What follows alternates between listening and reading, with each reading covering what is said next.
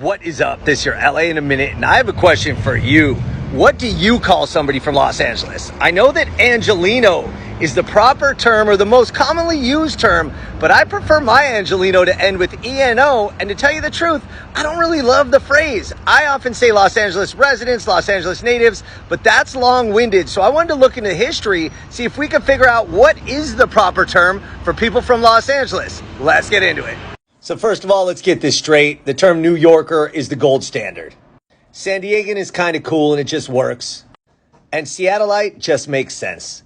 So Angeleno Heights was Los Angeles' first suburb going back to 1886.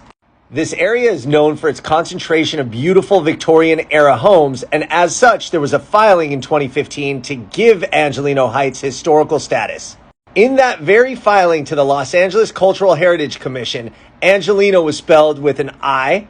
The sign itself spells it with an E. And that very same report referenced Angeleño with an Enye, an N with a tilde over it. Google Maps, by the way, spells it with an I, at least for now, and that outlays the sequence or evolution throughout the city's history of the usage. But check this out. Until 1878, there was no collective term for the residents of Los Angeles until the Los Angeles Herald listed the name of residents who had recently traveled to San Francisco as Los Angeleños, right there. By 1880, the same paper had changed it to Los Angelenos without the tilde and the enye. By 1882, the Los Angeles Times was in the same boat. But look at this. By the 1890s, Los Angeleans had entered the mix. What the?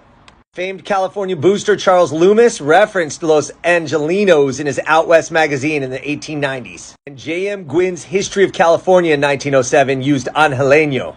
By 1948, as the demographics of LA were changing, the Los Angeles Times Style Guide directed copy editors to use Angelino or Angelenos exclusively, with an E. This was an easier pronunciation for the bevy of migrants who had come from the Midwest. Oxford Dictionary allowed for both spellings, as did Merriam-Webster. So currently there's no right answer, but Angeleno magazine has something to say about the issue. I even referred to the great DJ Waldy in his book, Becoming Los Angeles, for help on this issue, and he cleared out a lot, but also confirmed that there really is no right answer. So for the record, Google Ngrams, which tracks usage over time, shows Angeleno with an I in the lead, except for a brief period early this century. So you tell me, residents of Los Angeles, what do you call people in this city?